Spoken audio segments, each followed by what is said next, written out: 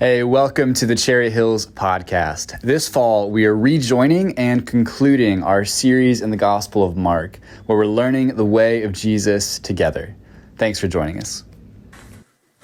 Good morning, friends.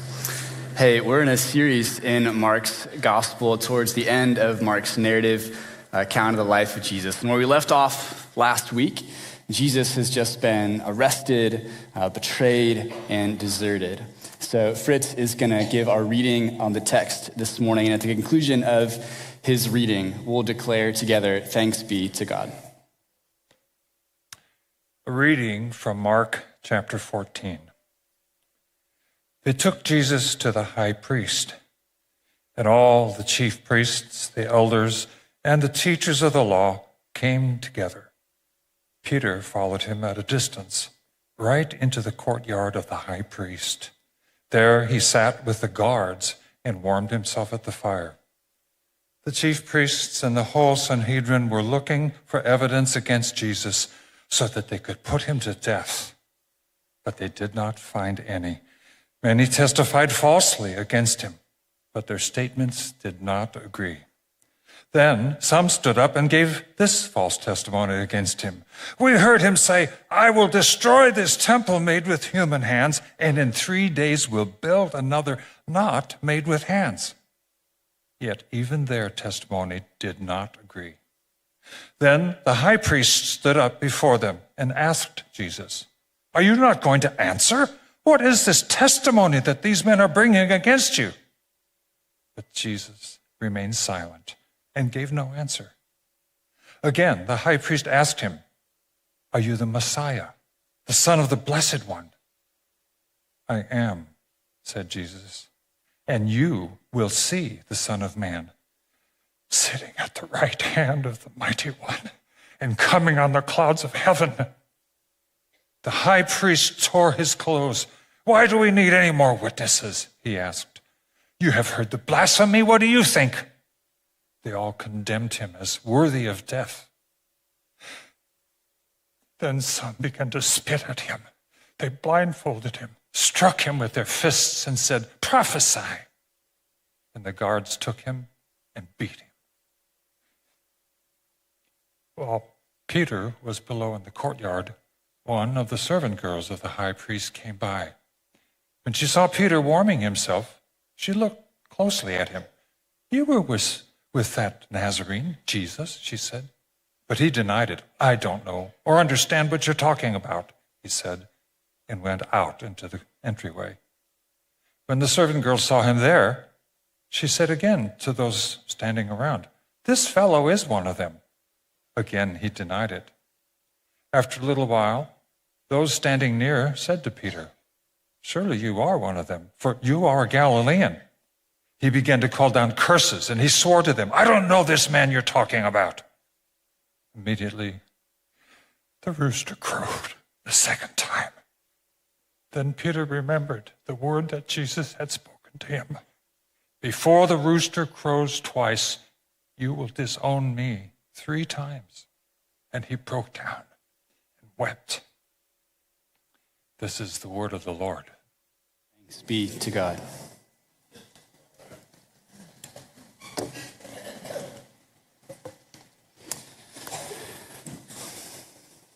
In Mark's story this morning, there are 2 scenes. The first scene centers on Jesus, and the second scene centers on Peter. But these 2 scenes are happening simultaneously in real time. If you were to read this story in a comic book, you might see something like scene 1 over here on this page, scene 2 over here on this page, and there'd be a text box in the middle that says, "Meanwhile, ... So these are happening at the same time. And it's important that we understand that, because to see these 2 scenes in connection with one another, to read them in parallel, juxtaposed, placed side by side, helps us draw out what Mark wants us to see in the narrative. Jesus is in the inner rooms of the home of the high priest on trial before the Sanhedrin. Peter is just outside If you could picture kind of maybe a mansion with some colonnades and a portico, something like this, Peter is sort of hanging out on the front porch of the home, so to speak. They're within close proximity to one another, and both Jesus and Peter are being examined and accused. Both of these men are on trial. There's two trials that are happening in this story when we read these scenes in connection with one another. One of the men on trial makes no defense. The other man on a trial denies with curses every accusation against him. If you're following in your notes, the faithfulness of two men is tested, and the results differ dramatically. Now, you and I face the testing of our faith in small ways on a daily basis. Small ways, here and there. And then sometimes in our lives in profound ways and at periodic moments, big moments, we face the testing of our faith. And I always find it amazing. Some people will say, I want to live my life with no regrets. And man, I do too. But I blew it when I was like 6 years old, and I haven't been able to get it back since, All of us know what it's like to live with failure in the rear view mirror. And so part of what I want us to consider this morning in light of the juxtaposition of these two scenes is how do we reckon with failure? How do we face the fact that we have failed our tests, messed up at our moments of trial? Each of us is acquainted with the reality of our coming up short in life. How do we reckon with that? For some of us, you know what that's like because just this morning you lost your temper on the way here. Others of us, you're here this morning and you still have in mind and you're still reaping the consequences of that bad decision you made 10, 15 years ago, and it haunts you. It's always looking over your shoulder. You're living in the aftermath of that, whatever that is. So each of us knows what it looks like to walk through failure. And at the same time, we want to be part of what's good in the world. We want to be part of the solution to the problems of the world. And we can be. We can genuinely bring the world healing, but only insofar as we reckon with the way in which we are part of the world's problem. Only insofar as we reckon with our own failures and then look to a hope outside of ourselves. So to consider some of these things, let's take a look at the first scene this morning, Jesus' trial before the Jewish authorities. If you'd like to follow along in your Bible, I'd encourage you to do that. It's going to be on page 827 if you're using one of the black Bibles under the chairs, page 827. We'll be in Mark chapter 14, starting in verse 53. They took Jesus to the high priest, and all the chief priests, the elders, and the teachers of the law came together. Peter followed him at a distance, right into the courtyard of the high priest. There he sat with the guards and warmed himself at the fire. The chief priests and the whole Sanhedrin were looking for evidence against Jesus so that they could put him to death, but they did not find any. Now Jesus, just to pause here, he's on trial before this group of people known as the Sanhedrin. This is a religious and a political council. It's a group of the most powerful leaders in Jerusalem at the time, leaders of the Jewish people, and it's led by the high priest, whom we know from other gospels and from the historian Josephus, is Caiaphas this year. Caiaphas is the high priest. It's his house that this scene is unfolding at. And the express purpose of this gathering is to find the evidence necessary to hand Jesus over to the Romans to be executed. The outcome that they're hoping for is already predetermined. What they need to get clear on is the pretext, right? The verdict is in place. They're looking for the evidence to confirm what they want to see take place. It's a time where they can turn rumor and animosity that's already been swirling around Jesus' ministry into formal punitive charges. They can actually take something to the court with this. So if you're following in your notes, the question for the Sanhedrin is not if Jesus should be convicted, it's how he should be convicted. How, not if. Now they still go through a kind of due process. You can see in here, there's witnesses that are brought in. There's a kind of jury of his peers, so to speak. That's the Sanhedrin. They're also the judges in this instance. And there's a cross-examination that takes place of the witnesses. That's why we know they can't seem to agree, because apparently somebody is cross-examining these witnesses and poking holes in the stories, the testimony. And Jesus is given an opportunity to give himself a defense, to speak on his own behalf. So there is kind of the external trappings of justice and of due process in this trial that Jesus is facing before the Sanhedrin. But I think it's purely external. I think it's kind of rotten at the core, right? Mind you, this is the dead of night when this is happening, okay? It's nighttime. Peter's outside, he's warming himself by the fire because the sun has set. So it's nighttime around Caiaphas' house, and all of this is happening in Mark's narrative. And Mark's narrative earlier had said, this is Mark 14, verse 1 and 2. Now the Passover and the festival of unleavened bread were only 2 days away, and the chief priests and the teachers of the law were scheming to arrest Jesus secretly and kill him. But not during the festival, they said, or the people may riot. It is politically expedient that this whole thing not cause chaos. They don't want that, because chaos means the hammer of Rome. Chaos is bad news for everybody. This is a tense, difficult, politically charged situation, right? The high priest, Caiaphas, he's been appointed by Rome, and he serves only in so much as he can please both the Jews and Rome. So he's got some people to keep happy in this situation. Temple disturbances lead to violence. We know this again from Josephus talks about this, that when there's riots and unrest around the Temple Mount and around Jerusalem, which by the way tends to happen at big pilgrimage festivals like the one happening right now in our story, the Romans squash that like a bug, right? They don't have anything to do, they don't like that stuff, right? So this is a chart, this whole situation is a powder keg. It's a difficult situation. Historians will estimate that during these pilgrimage festivals, like the festival of unleavened bread that they're celebrating, the population of Jerusalem, because of the influx of pilgrims, will swell to 3 to 5 times its normal population. So the city's just buzzing, right? And Jesus is a popular prophetic leader amongst many of the masses, although he certainly has his enemies in high places. And so this is a delicate situation. It requires a little finesse from the Jewish leaders who want him gone. So they genuinely believe that he is a blasphemous person or a false prophet and a pretend Messiah and a would-be. They genuinely believe these things.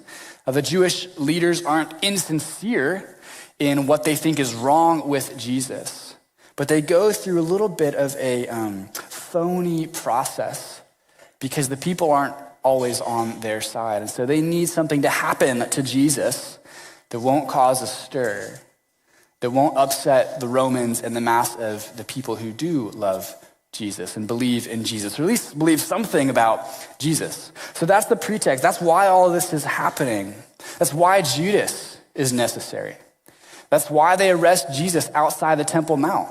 That's why this trial happens at night. There is some real politics happening here. It's not just a religious debate that's unfolding at Caiaphas' house. There is something greater at stake and a little more complex. It's like a little bit of a legal drama, a political thriller, if you will, that's happening in this scene. And here's why it's helpful for us to understand that.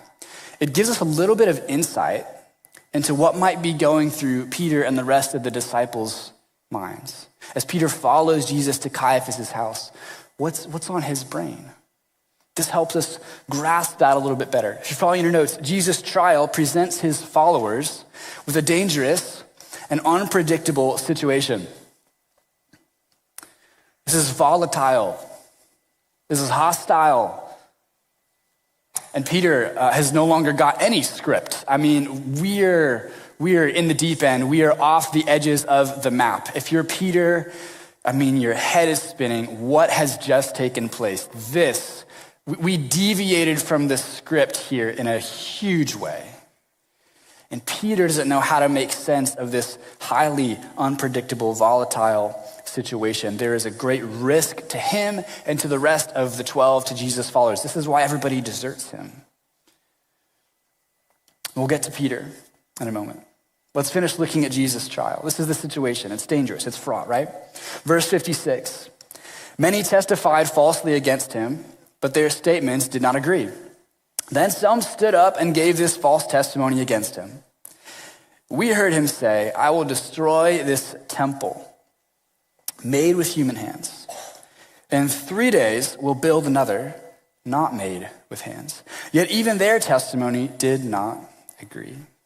So people are brought in who bear false witness against Jesus. We don't know the full details, the full scope of what they say, but one of the charges that they seem to make against him, the thing that gets maybe ultimately him killed, one of the things at least, is that they say, you've come and to destroy the temple.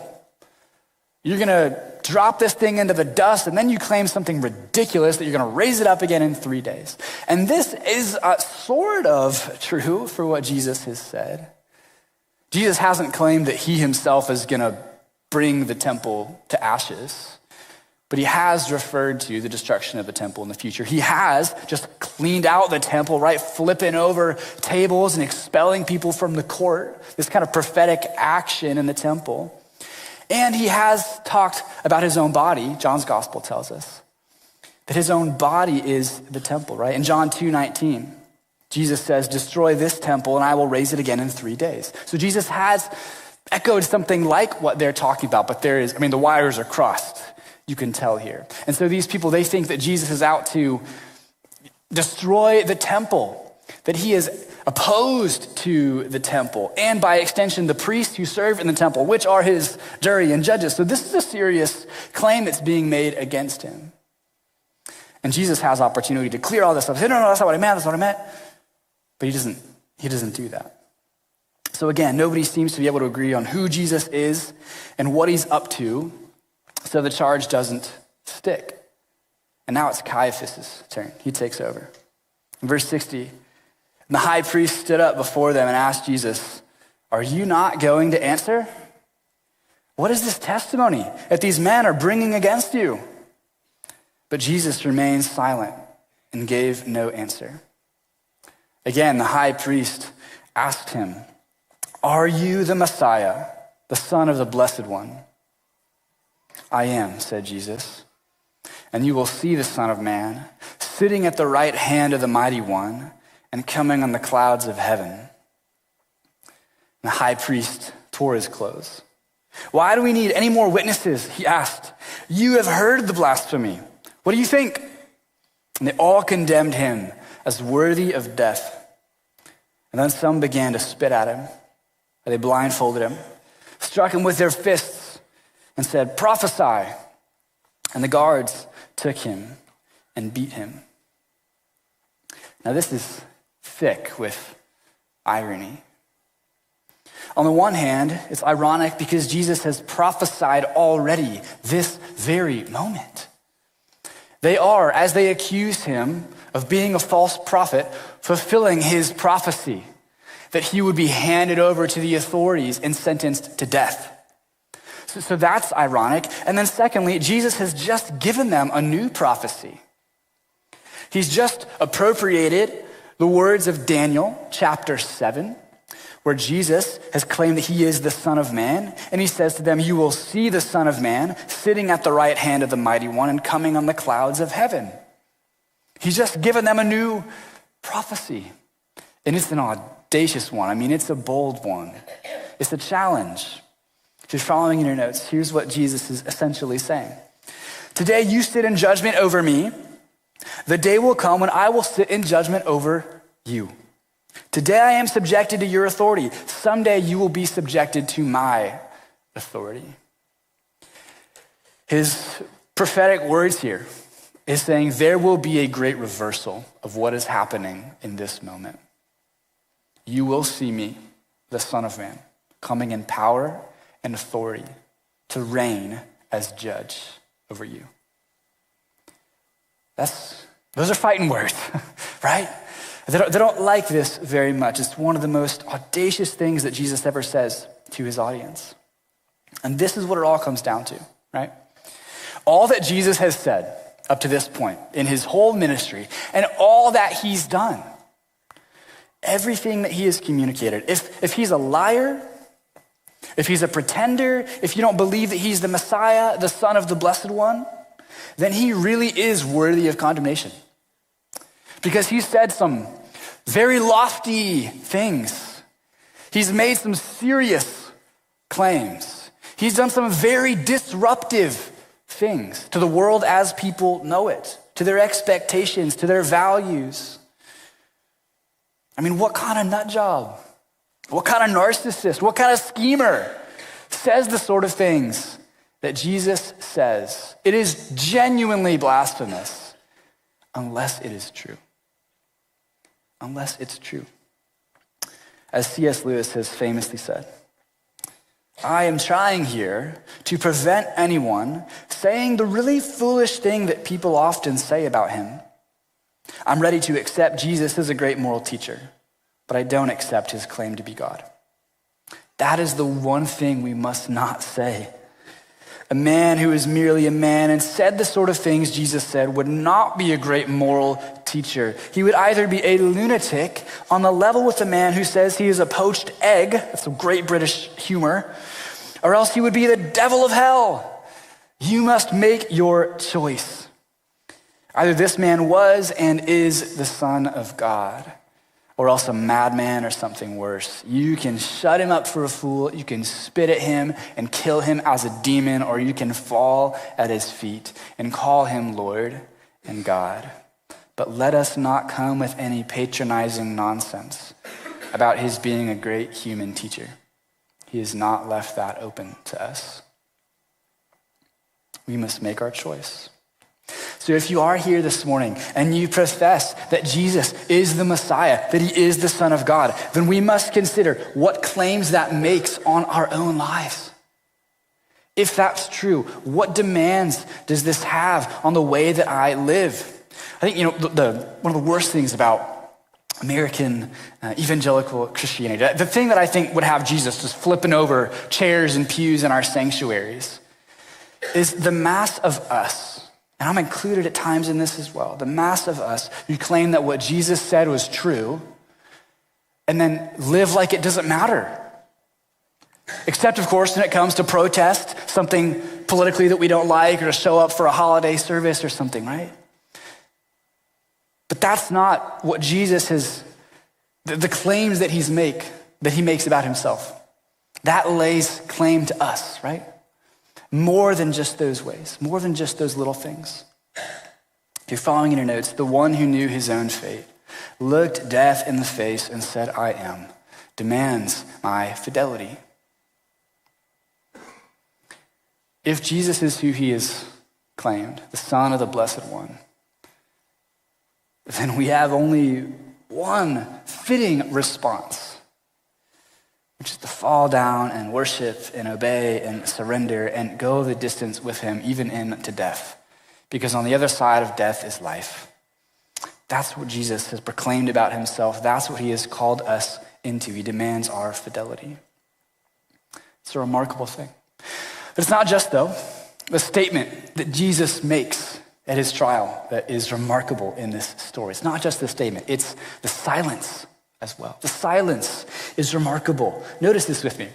In the whole scene that unfolds with Jesus before the Sanhedrin, things are just happening to him, left and right, being said about him. He's receiving all the actions. Just go and count the number of verbs where Jesus is the recipient of the action of that verb. Okay, if you're a grammar nerd, you can go do that, right? He's accused, he's mocked, he's spit on, he's blindfolded, he's beaten, he's questioned. All of these things happen to Jesus. He's depicted as passive through the whole scene. And when he's given the chance to defend himself, verse 61, Jesus remained silent and gave no answer. And when he finally does speak, it's not in his own interest. It's not in his own defense. It's not on his own behalf. You know what's fascinating about this? Throughout Mark's gospel, Jesus is questioned by lots of different people, lots of different occasions. He's questioned by the 12. He's questioned by people in need. He's questioned by religious authorities. He's questioned by the Roman authorities. Jesus is even questioned by demons. And on every occasion in Mark's gospel, Jesus always responds to the question, except here. This is the only time in Mark's entire narrative about Jesus where Jesus is silent in the face of a question and will not give an answer. If you're like me, maybe at times you wrestle with the silence of God in the face of injustice and evil and suffering. Surely this is one of these times where God seems silent in the face of a great injustice. In his book, Night, the Jewish writer Elie Wiesel, he recounts his own experience, his personal experience, living through the Holocaust and going through concentration camps.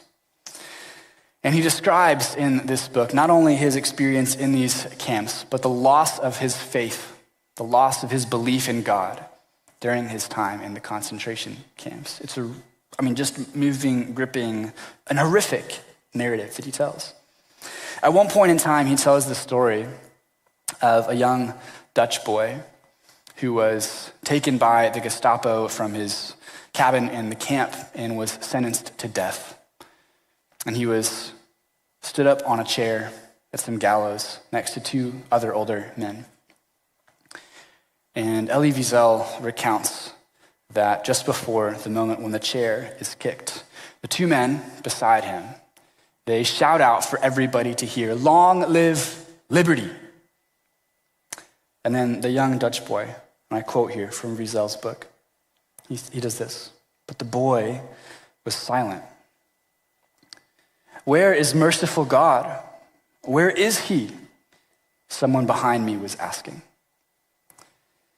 Wiesel goes on to recount the prolonged suffering of this boy, and it's not details that I'll get into. It's frankly quite unspeakable. But toward the end of this whole horrific scene, Wiesel recounts, "Behind me I heard the same man asking, 'For God's sake, where is God?' And from within me I heard a voice answer, 'Where he is, this is where, hanging here from this gallows.'" At the time, the silence of God in the face of great evil and suffering and injustice looked to a young Elie Wiesel like the death of God. That's what this scene, that's what this moment is for him. His belief in God died along with that child that day.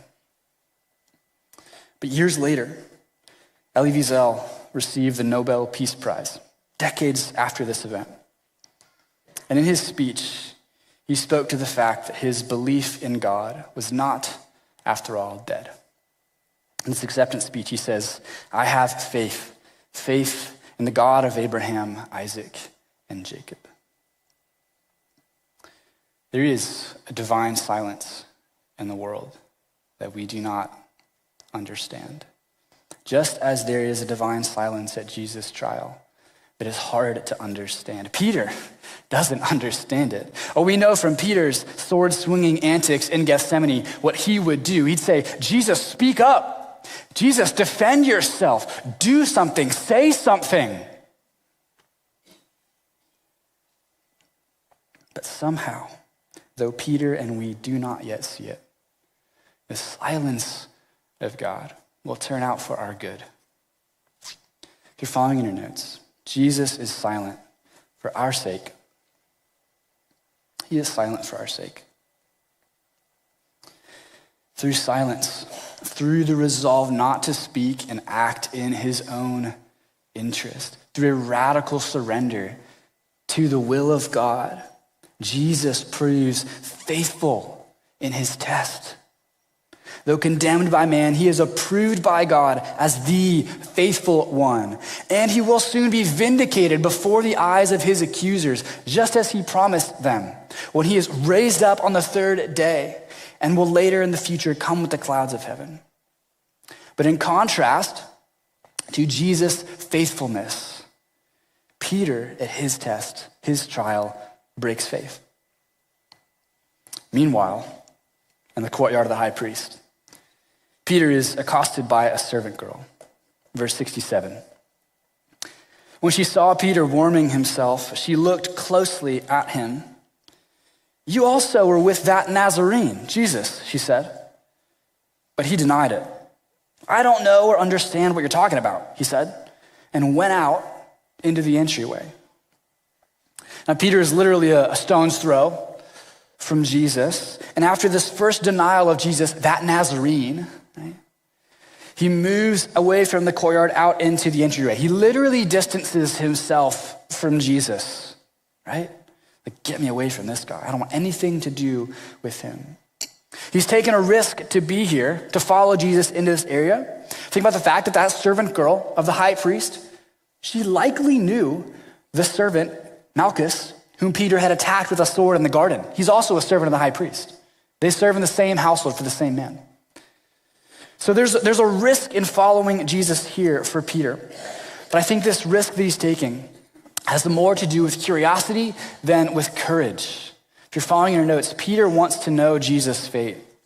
He certainly doesn't want to share in it. Peter had been courageous in the garden in the sense of genuinely willing to go to war for Jesus, right? I mean, he will come to blows for Jesus. He would sincerely risk his own life for Christ's victory. But what Peter doesn't understand is that Jesus intends to lose. And it throws out everything that Peter understands about who this person, everything he thought he knew is gone out the window. And so in the court of the high priest, Peter goes from the man willing to kill for Jesus to the man who will deny any association at all with him.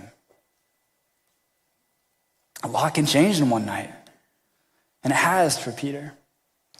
Verse 69, when the servant girl saw him there, she said again to those standing around, "This fellow is one of them." Again, he denied it.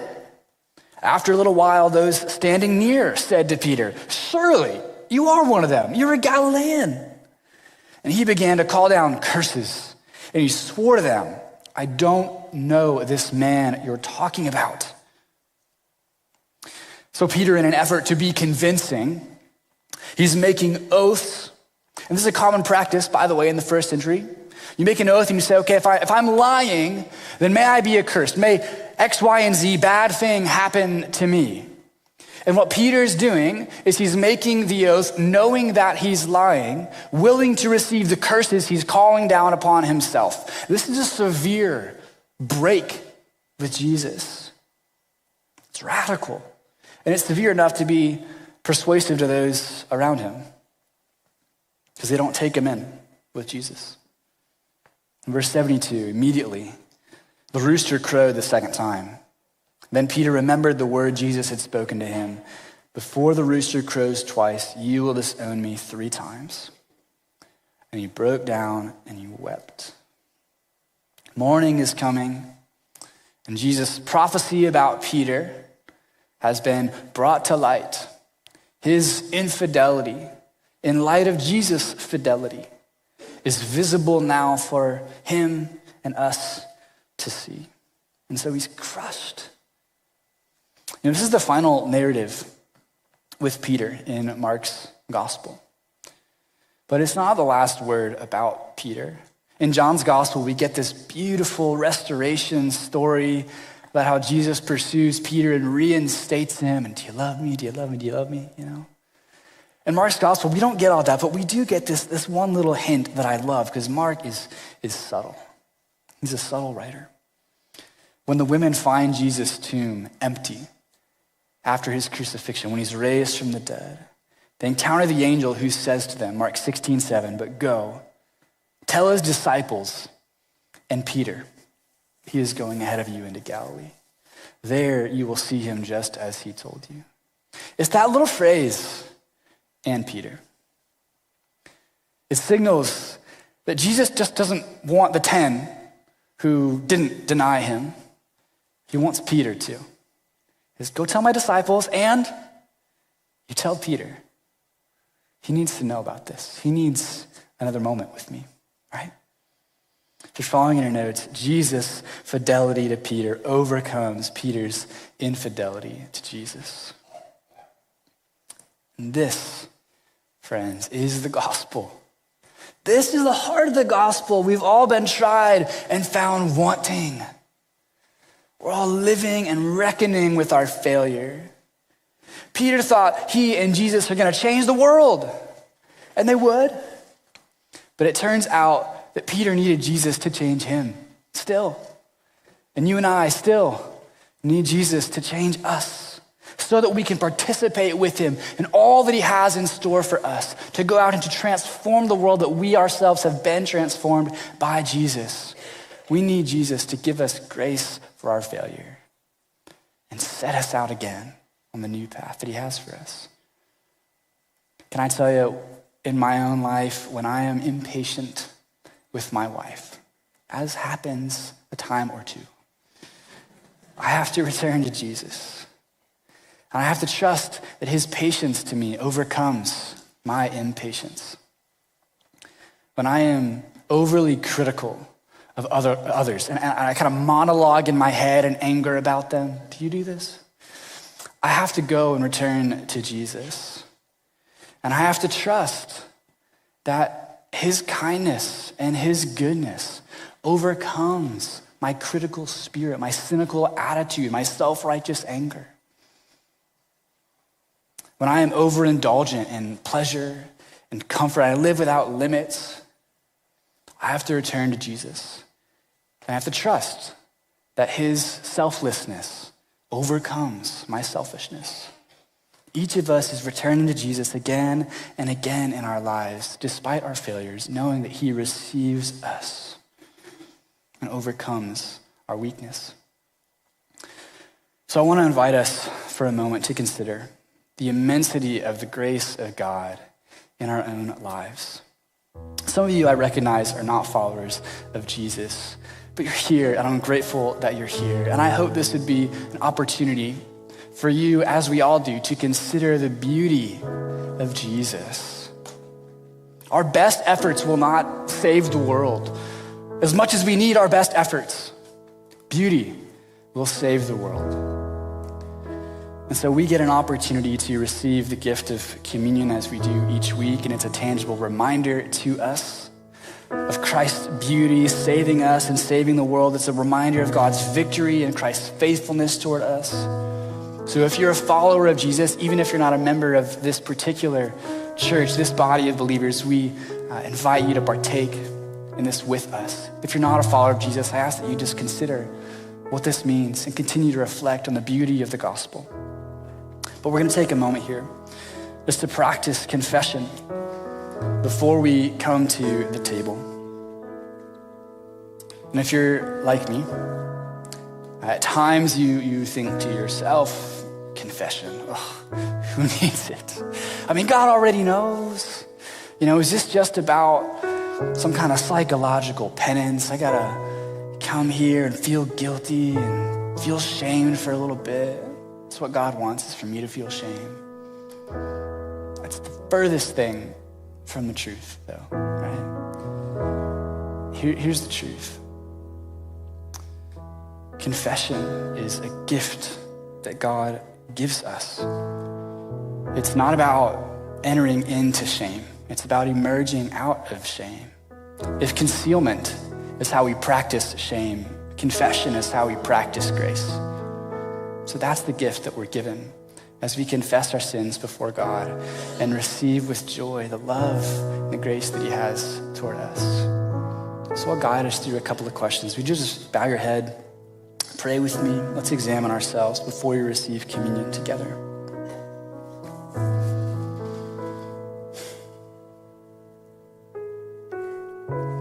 In just the quiet of your own space with the Lord,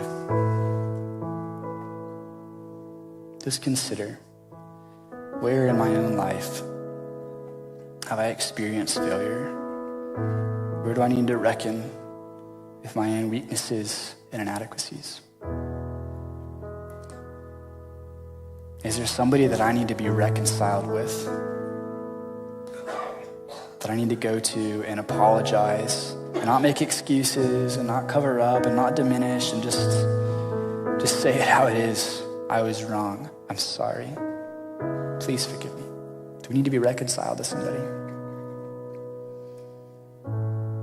Are we living in such a way We don't have good boundaries and accountability in our life, and so we're just wreaking havoc, chaos, the decisions that we're making, held captive to things. Do you need to establish better limits in your life so that you can live with discipline and restraint and holiness before God? We may need help to go and to do that. We can get that help talking to people, but it begins here, acknowledging before God the moment of honesty.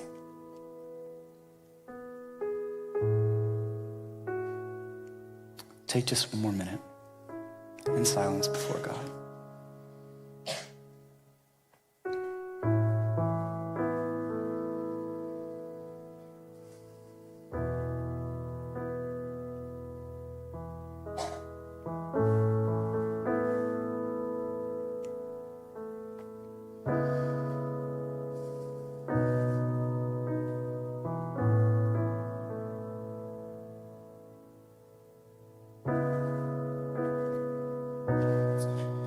If we confess our sins, he is faithful and just to forgive us, to cleanse us. He has proved faithful in the past at his own trial, and he will always be faithful, overcoming our own faithlessness. Lord Jesus, we receive from you the love and the grace that you have for us. Thank you, God. Thank you. Amen. Thank you for listening to this week's teaching. If you'd like more info on our church, you can visit our website or find us on Facebook.